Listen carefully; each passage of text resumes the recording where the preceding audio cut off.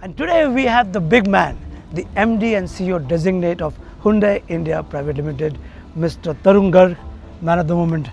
Thank you so much and many congratulations. Thank you, Ramesh. You are going to leave a very big mark because what you have done, nobody has done this before, and we have much more to talk. But it's all about this beautiful venue. Absolutely, I love this venue. Goa has the special vibes, and the venue plus Goa is a deadly combination. So let's take the venue in the Goa Yeah, with your driving. Let's go. Tarun sir, let me start by congratulating. I did this before, but what a moment! This is truly unprecedented. This is going to set a new high in Hyundai India, correct? Absolutely, I'm very honored being the first Indian to take this position, and obviously it comes with a huge responsibility Great as well. responsibility. Yes. इस मामले में मैं गीता को follow करता हूँ कि कर्म किए जा फल की इच्छा मत कर. I think things will automatically happen if you do the right things. You will reach the right destination, and that has been my mantra all my 33 years of my professional Right from career. taking it to the IPO and to Absolutely, business now. and You are on an all-time high now, things take care of themselves. Yes. and you are driving the all-new venue, Oh. which I can't drive and talk because it's under embargo. But how do you feel about this? Oh my God! car? I think there are many firsts to this car because one, this is the first car out of the 26 new launches which are going to happen till fiscal 30 in the second growth phase of Yeah. Hyundai in India. So very becomes very special.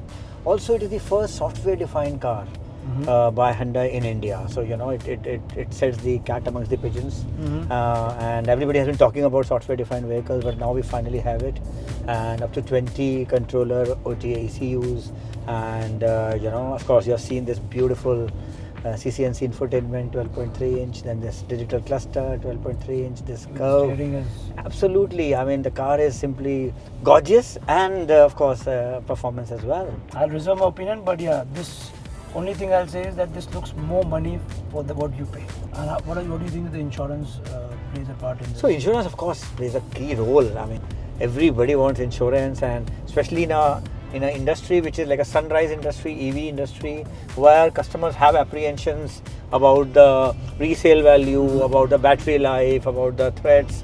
So I think insurance companies have to come out with more aggressive scheme. yes, with the I mean more than aggressive, it has to address the customer concerns. First thing is, like I said, now customers have more choices. Already they are seeing that people who had bought EVs are kind of more or less happy.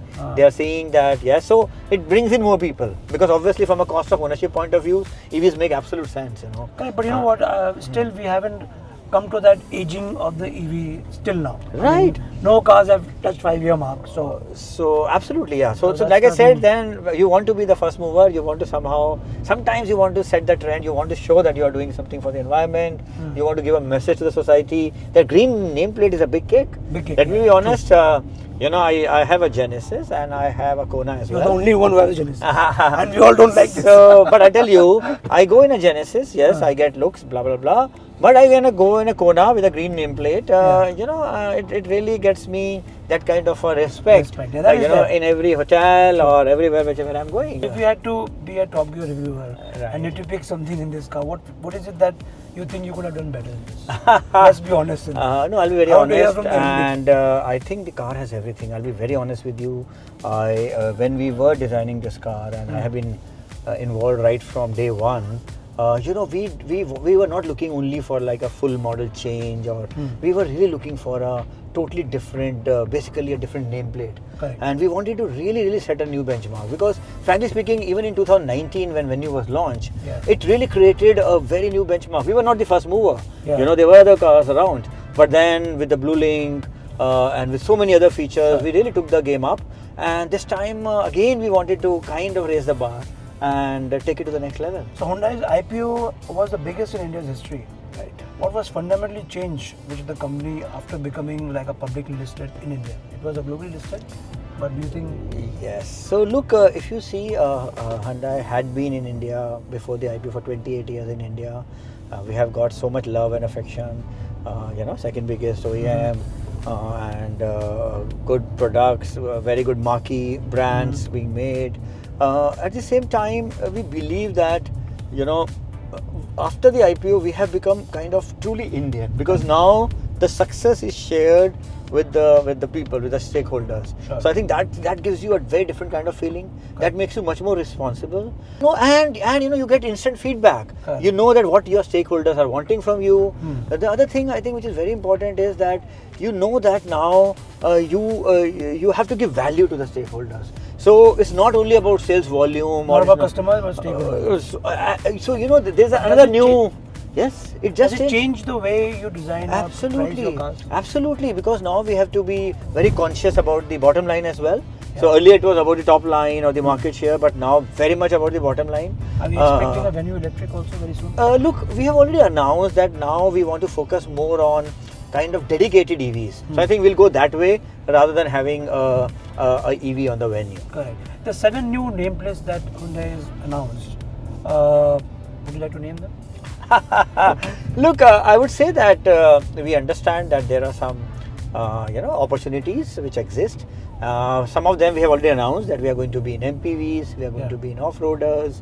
Then there are obviously some very, very obvious opportunities as So well. you will connect the whole Absolutely, paradigm of cars. absolutely. Look, basically we were constrained so far by capacity, but now you know that with the Talegaon plant coming in, the capacity has increased by 250,000, and now 1.1 million capacity is what we are looking at by fiscal 30. But what about the export car market? Do you also Yes, looking at the export market? absolutely. Export market is really rocking for us, and in fact last year the contribution of exports was 21%. This year we are already around 26-27%, and we have already said that our aim is to reach 30% export contribution, because we understand from the Indian point of view also exports are very important. With all these things, geopolitical situation, what is happening, suddenly everywhere exports have come under a threat, and I think Hyundai with its global presence provides a huge opportunity to HMI to be the global hub for emerging markets for Hyundai Motor Company. Now from i10 and Santro to Creta and Ioniq 5, the brand perception has shifted dramatically. Absolutely. Which moment or product do you consider the turning point in Hyundai's India trajectory? If I have to choose one, I would go for the Creta, because 2015 the Creta was launched. The biggest name. And 2014 the SUV penetration was 9%, Ramesh, 9% contribution in India. And it was a small car market. And Creta today is still the undisputed. Today 54-55% industry penetration, Hyundai 71% SUV penetration, and Creta rules, still the leader in the mid SUV segment. In But fact, you it think is Creta number one Electric SUV. could have been better? Obviously, as a sales guy, I would always say we can do better. And What do you think went wrong? Do you think the nothing has gone wrong, but I will be very honest with you. Creta Electric has done the job what it was supposed to do. There were two particular reasons why Creta Electric was launched. One was CAFE. Correct. And it has really helped us to meet CAFE month after month, quarter after quarter. We are very comfortable. And second was, it was a bridge between the time when we could have the dedicated EVs. Somewhere down the line, customers, after the, I would like to name B6, etc., when they have dropped such radical looking design with a new altogether avatar, do you think that's what the need is? Because if you have to ask me personally, I like the Creta Electric because it's like a no-frills car. But do you think that's where the consumers are looking for when they look at electric? They want a new design like this. Look, you're right. But if you see, Creta has been a marquee product. So many products have come and gone. Yeah. And so there is some kind of confidence and trust which customers are looking for, which Creta Electric provides. At the same time, I'll agree that dedicated EVs are ones which excite the customers more, and that is why I said that Creta is playing that beautifully, that bridge. When we were deciding, okay, dedicated EV will take some time, which could be the brand which would be most suitable for electric, and Creta was an obvious choice. What's the future of electric vehicles in India? What's Hyundai's plan for the next 3-5 years? What would be the role of insurance industry in providing comprehensive coverage? Because insurance and battery, everything goes together, because that's a very important factor. So how would you like to address this? So there are many questions which you have asked, Yeah. and the first one, of course, is we are very, very confident about the future of electrics in India. To be very honest, 2023 and 24, EV contribution was stuck at about 2.5% to the overall industry. But then this year, what happened? This year, so many new products were launched, including Hyundai Creta Electric, and you have seen that now. In August, in fact, the penetration at least 6%. So the penetration which was stuck for 2.5%, suddenly in 6-8 months we reached 6-7%. Number two, if you see, one big change has happened, that the FAME 2 scheme has been replaced by the PM E-Drive scheme. Right. So until now the four-wheelers was somehow subsidized, Right. But now it is all about the enablers. which means that the charging stations. So if you see, government has announced that they are going to have on the highways fast chargers. So I think that is a very, very big positive and a big enabler for EVs. Even Hyundai, we have moved away from, we moved on from ACs to DC fast chargers. Correct. And 119 I think have already been installed at some major highways and some of our dealer network. And we have around 600 by 2032. The third thing is, every company, including Hyundai, like for example, we are also working on the localizing the entire supply chain. Right. So the battery packs have already been localized, Right. which has helped us to price the Creta Electric aggressively. Right. And going forward, we have tied up with a local Indian manufacturer for cell manufacturing. We are looking at drivetrain, power electronics localization. So I think a comprehensive view is being taken. 5, as you know, Jose has already announced 5 EVs by 2030, Right. which means more volumes will come in, which will again bring down the cost. So I think all these things should really, really help us to take the penetration to higher levels in India. Now about the venue that you are driving. If somebody is looking to buy this car, what are the numbers that you're expecting to sell?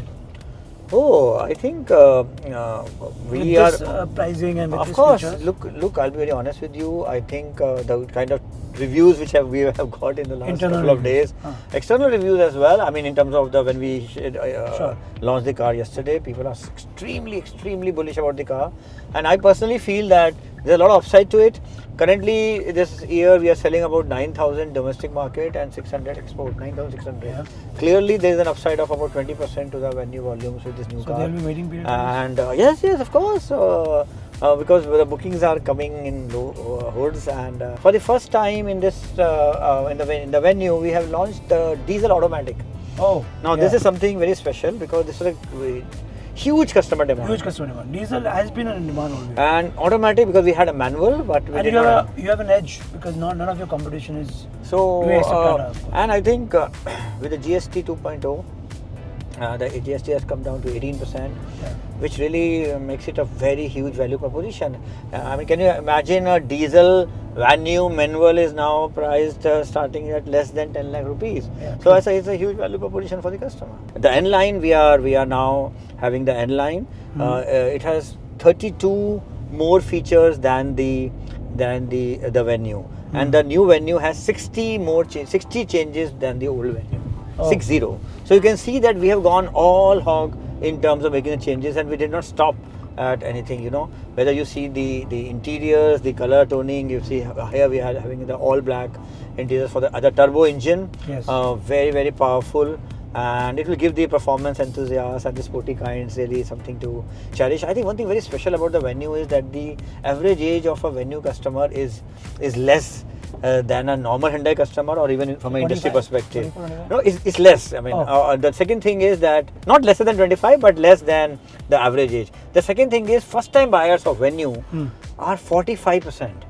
Okay. 44 to 45%. Now this is again something very special about the venue. You ask the difference. I don't think any other car in the segment attracts so many first-time buyers. Venue segment is the biggest segment in the industry. In fact, if you see not only the SUV segment, but it's the biggest segment. So obviously, the potential is huge in venue. At the same time, Exter does not have competition, so there are a lot of opportunities. Correct. Yes. Post venue, what is the next venue launch we are coming to? Next venue for the launch. Like I said, 26 new models. launches. So this is the first one. So I'm sure brace yourself up. We have already given a year-wise breakup of full model changes, new nameplates, derivatives, facelifts. I think we have been very, very transparent. So this is a year of Hyundai. So now in the next 5 years, I believe is going to be driven definitely by Hyundai. Thank you so much, Mr. Tarun. It was amazing, as always, having this candid chat, and thank you for coming on drive on such a busy day, taking out time to be with me on this venue, in this beautiful venue. Absolutely. I'll see you in the next one, and let's enjoy the drive till you can drive. Be back Thank you. home. Thank you so Ramesh. much. Thank you. And guys, if you like this, please drop in the comments what feature do you think of the venue is great. And on the next one, you take care and keep your seatbelt fastened, even in the back seat. Thank you so much.